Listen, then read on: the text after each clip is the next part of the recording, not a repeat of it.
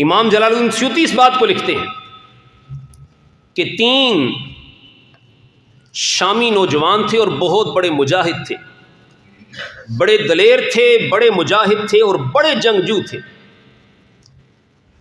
وہ مسلسل رومیوں کے ساتھ جنگ کرتے اور رومیوں کی بڑی بڑی فوج ان 3 جوانوں کے سامنے کھڑی نہ ہو سکتی۔ ان تینوں کے ساتھ اور مسلمان مجاہد بھی ہوتے، لیکن یہ 3 بھائی بالخصوص جنگجو ہونے کی وجہ سے، بہادری کی وجہ سے پورے روم کے اندر بڑے مشہور تھے۔ روم کا بادشاہ ان سے بڑا تنگ تھا۔ اس نے اپنے سپاہیوں کو حکم دیا کہ کسی طریقے سے ان تینوں نوجوانوں کو زندہ گرفتار کر کے میرے پاس لے آؤ، ہم کوشش کر کے انہیں اسلام سے ہٹا کر عیسائی مذہب قبول کروائیں گے اور پھر عیسائیوں کی طرف سے یہ مسلمانوں کے ساتھ لڑیں گے، ان کی وجہ سے ہمیں بڑی طاقت نصیب ہوگی۔ حسن اتفاق کے یہ سوء اتفاق کے یہ کچھ ہی دنوں بعد رومی فوج کے سپاہیوں نے ان تینوں نوجوان مسلمانوں کو پکڑ لیا اور بادشاہ کے پاس لے گئے۔ بادشاہ نے سب سے پہلے انہیں آفر دی کہ تم اسلام چھوڑنے اور عیسائی مذہب قبول کرنے کا اعلان کرو، میں تمہارے نکاح میں اپنی بیٹیاں دوں گا اور اپنی حکومت میں تمہیں اپنے ساتھ شامل کروں گا۔ لیکن ان تینوں بھائیوں نے یک زباں ہو کر کہا کہ ہماری گردن کٹ سکتی ہے، جسم کے ٹکڑے ٹکڑے ہو سکتے ہیں، لیکن محمد عربی کا دامن کبھی چھوڑ نہیں سکتے، سرکار کے دامن کو ہم کبھی نہیں چھوڑ سکتے۔ اس نے کہا اچھا یہ بات ہے تو پھر ابلتے ہوئے تیل میں تڑپنے کے لیے تیار ہو جاؤ۔ اس رومی بادشاہ نے 3 دیگیں منگوائیں، تینوں کے اندر تیل ڈالا اور 3 دن تک ان تیل والی دیگوں کو آگ کے اندر تپاتا رہا۔ 3 دن کے بعد وہ تیل کتنا کھول رہا ہوگا۔ ان تینوں مجاہدین مسلمانوں کو بلایا گیا اور کہا کہ یہ دیکھ لو تیل 3 دل سے ابل رہا ہے، اس تیل کے اندر تو میں پھینک دوں گا، تڑپتے ہوئے مر جاؤ گے اگر اسلام نہیں چھوڑو گے تو۔ انہوں نے کہا 1 جان کیا 1000 جانیں بھی ہوں قربان کر سکتے ہیں، پر اسلام کا دامن نہیں چھوڑ سکتے۔ اس بادشاہ نے حکم دیا، ایک مجاہد جو سب سے بڑا بھائی تھا اسے سپاہیوں نے اٹھایا اور اس دیگ کے اندر ڈال دیا، وہ تڑپتا ہوا اپنی جان آفریں کے سپرد کر دی۔ پھر دوسرے درمیان والے نوجوان کو بلایا گیا، دوسری دیگ میں ڈالا گیا، وہ بھی تڑپتا ہوا اپنی جان اسلام کی سربلندی کے لیے پیش کر گیا۔ تیسرے جوان سے کہا گیا تو سب سے چھوٹا ہے اور سب سے خوبصورت جوان ہے، اب بھی تیرے پاس وقت ہے، اپنے بھائیوں کی طرح نادان نہ بن، تجھے بھی اپنی جان سے ہاتھ دھونے پڑیں گے۔ اس نے کہا نہیں، میں اسلام کے دامن کو کبھی نہیں چھوڑ سکتا۔ قریب تھا کہ بادشاہ حکم دیتا اسے بھی دیگ کے اندر ڈال دیا جاتا۔ اسی دربار میں ایک رومی سردار بھی بیٹھا تھا، وہ کھڑا ہوا، اس نے کہا بادشاہ سلامت، 3 دن کے لیے یہ نوجوان میرے حوالے کریں، میرے پاس ایک ایسا طریقہ ہے کہ میں اسے اسلام چھوڑنے اور عیسائی مذہب قبول کرنے پہ مجبور کر سکتا۔ 3 دن کے لیے یہ نوجوان میرے حوالے کرتے۔ بادشاہ نے کہا بھائی تیرے پاس کون سا طریقہ ہے؟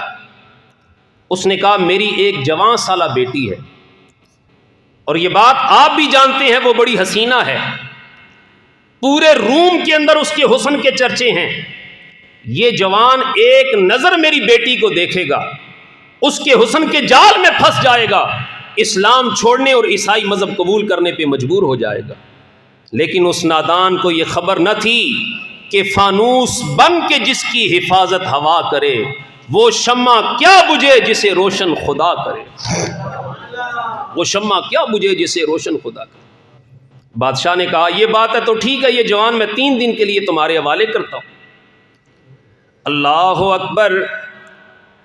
وہ رومی سردار اس نوجوان کو لے کر اپنے گھر میں چلا گیا۔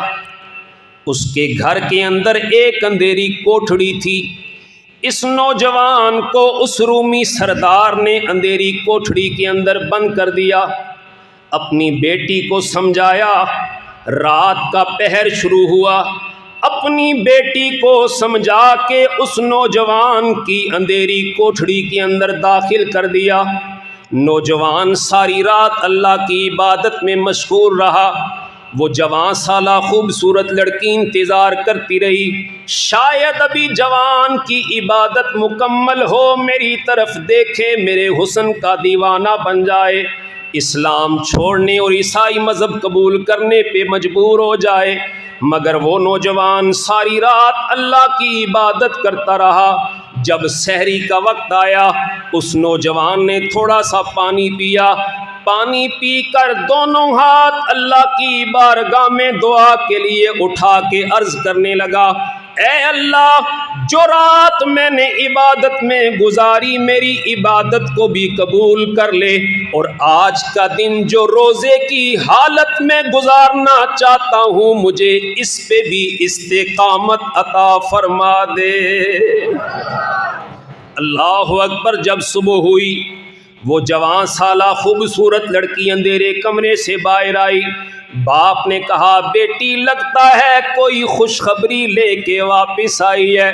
بیٹی کہنے لگی، ابا جان یہ کیسا انسان ہے، ساری رات عبادت میں مشغول رہا، صبح ہوئی تو اس نے روزہ رکھ لیا، یہ کیسا نوجوان ہے، میں تو اتنی خوبصورت ہوں، مجھے دیکھنے کے لیے تو رومی بادشاہ بھی ترستا ہے، لیکن یہ جوان ساری رات ایسی عبادت کرتا رہا کہ اس نے مڑ کر مجھے ایک نظر دیکھا بھی نہیں ہے۔ اللہ اکبر۔ باپ کہنے لگا، بیٹا پریشان ہونے کی ضرورت نہیں، لگتا ہے آج رات اس جوان کی کوئی عبادت والی رات تھی، کل رات سے ہی اگلی شام آئی، پھر اس رومی سردار نے اپنی بیٹی کو اندھیرے قبرے میں داخل کیا۔ نوجوان پھر اللہ کی عبادت میں مشغول، کبھی کھڑے ہو کے نفل پڑھتا، جب تھک جاتا تو بیٹھ کے قرآن کی تلاوت شروع کر دیتا، جب مزید تھک جاتا تو اپنی تھکاوٹ کو دور کرنے کے لیے مدینے کے تاجدار پہ درود پڑھنا شروع کر دیتا۔ اللہ اکبر۔ وہ نوجوان پھر ساری رات عبادت میں مشغول رہا۔ دوسری رات ختم ہو گئی، صبح کے وقت پھر 2 گھونٹ پانی کے پیے، اللہ کی بارگاہ میں عرض کی، یا اللہ جو عبادت کی قبول کر لے، جو دن روزے کی حالت میں گزارنا چاہتا ہوں مجھے اس پہ استقامت عطا کر۔ وہ نوجوان لڑکی مایوس ہو کے پھر باہر آئی۔ باپ نے پوچھا، کوئی خوشخبری؟ لڑکی کہنے لگی، وہ نوجوان تو پھر ساری رات عبادت میں مشغول رہا، اس نے تو میری طرف پلٹ کے دیکھا ہی نہیں۔ باپ نے کہا، بیٹی پریشان ہونے کی ضرورت نہیں، ابھی ایک دن اور ہمارے پاس باقی ہے، ہو سکتا ہے پچھلی رات بھی اس کی کوئی عبادت والی رات ہو، آج رات سے ہی تیسری رات آ گئی۔ وہ نوجوان لڑکی پھر بناؤ سنگار کر کے اندھیرے کمرے کے اندر داخل ہو گئی۔ نوجوان پھر عبادت میں مشغول، نوجوان اس کی طرف پلٹ کے دیکھ ہی نہیں رہا۔ اس نوجوان حسینہ لڑکی سے رہا نہ گیا، اس نے کہا، او مسلمان مجاہد، تو میری طرف دیکھتا کیوں نہیں، ذرا ایک نظر دیکھ تو صحیح، تجھے پتا چلے میں کتنی خوبصورت ہوں، میں حسن کا کتنا بڑا پیکر ہوں، اللہ نے مجھے کتنا حسن عطا کیا ہے، ایک نظر میری طرف دیکھ تو صحیح۔ نوجوان جواب دے کر کہنے لگا، نانا میں تیری طرف نہیں دیکھ سکتا، اس لیے کہ ہم نے اپنی نگاہوں میں حسن مصطفیٰ کو بسا کے رکھا ہے، جن کی نگاہوں میں حسن مصطفیٰ ہو وہ کسی اور حسن کی طرف نہیں دیکھتے۔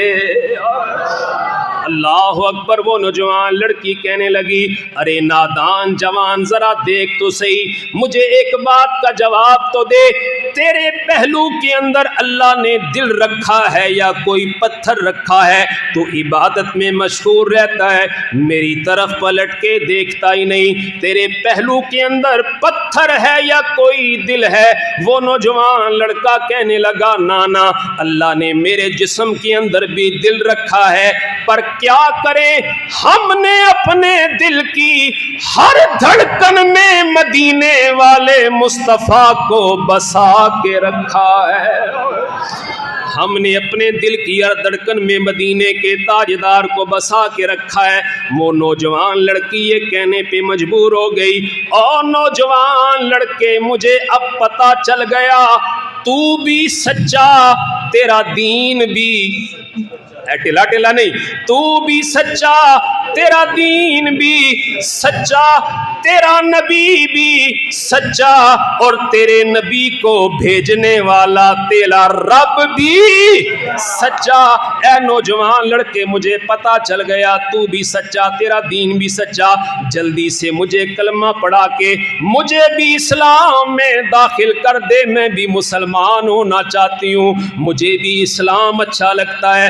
تو کتنا پیارا نوجوان ہے، 3 رات تک میں تیرے پاس بیٹھی رہی، تو نے نگاہ اٹھا کر میری طرف دیکھا بھی نہیں، اب جلدی سے کلمہ پڑھا کے مجھے بھی اسلام میں داخل کر دے۔ اس نوجوان نے کہا پھر پڑھو لا الہ الا اللہ، لا الہ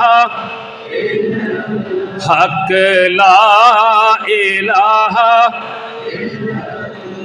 جڑا کلمے دا ورد پکاوے گا، جو بھی خاموش بیٹھے ہیں ان کے لیے پڑھ رہا ہوں، جڑا کلمے دا ورد پکاوے گا رب اس تے کرم کماوے گا، رب اس تے کرم کماوے گا، می رحمت والا برساوے گا، پڑھو لا الہ اللہ حق، لا الہ حق۔